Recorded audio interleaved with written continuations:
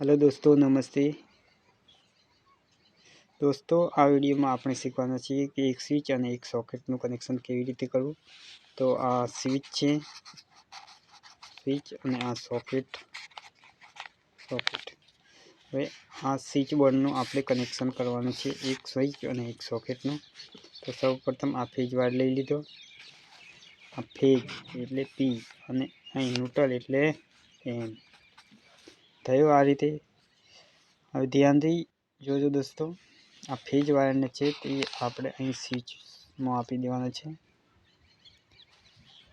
અને એક વાયરનો કટકો લઈ અને આપણે અહીં આગળ આપી દેવાનો છે। આ બે હોલ હોય તે પાછળ નટ આવેલા હોય છે તેમાં ફિટ કરી દેવાનો છે આ પ્રમાણે। અને આ રીતે એક આ વાયરને અહીં ન્યુટ્રલ સાથે કનેક્શન કરી દેવાના છે। તો આ સ્વિચ અને એક સોકેટ, એક સ્વિચ એક સોકેટનું કનેક્શન થઈ ગયું। જો તમે ન્યુટ્રલનું કનેક્શન અહીં કરી દીધું છે અને ફેજનું કનેક્શન અહીં કરી દીધું છે, તમે આ સ્વિચને ઓન કરશો એટલે અહીં સપ્લાય જશે અને તમે અહીં ગમે તે વસ્તુને ચલાવી શકો છો, ફોન ચાર્જિંગ, ટીવી, ગમે તે કોઈ પણ એપ્લાયન્સીસને ચાલુ કરી શકો છો। અને સ્વિચને બંધ કરશો એટલે તે બંધ થઈ જશે। અહીં ડાયરેક્ટ મીટરનો જે સપ્લાય આવતો હોય તે ફેજ અને ન્યુટ્રલને અલગ અલગ વાયરથી કનેક્શન કરી દેવાના છે।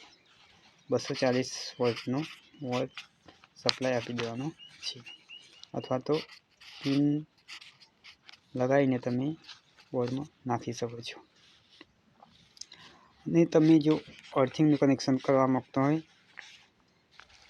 તો આપણે અર્થિંગ જમીનમાં ઉતારેલો હોય છે તેને લઈ લેવાનો, તેનો વાયર આવતો હોય છે તે વાયરને અહીં આગળ આ પોઈન્ટ ઉપર જોઈન્ટ કરી દેવાના છે। તો તમે જો 15 એમ્પિયરનું બોર્ડ હોય તો ઘંટી હોય કોઈ પણ હોય તો બોડી અર્થ આવવાની સંભાવના રહેલી હોય છે, તેથી અર્થિંગનું કનેક્શન કરવું જરૂરી છે। તો આ થયો આપણો અર્થિંગ વાયરનું કનેક્શન। તો દોસ્તો આ વિડીયોમાં બસ આટલું। જો વિડીયો સારી લગી હોય તો ચેનલ સબસ્ક્રાઈબ કરજો। આવા વિડીયો આપને મળતા રહેશે। નમસ્તે, જય હિન્દ।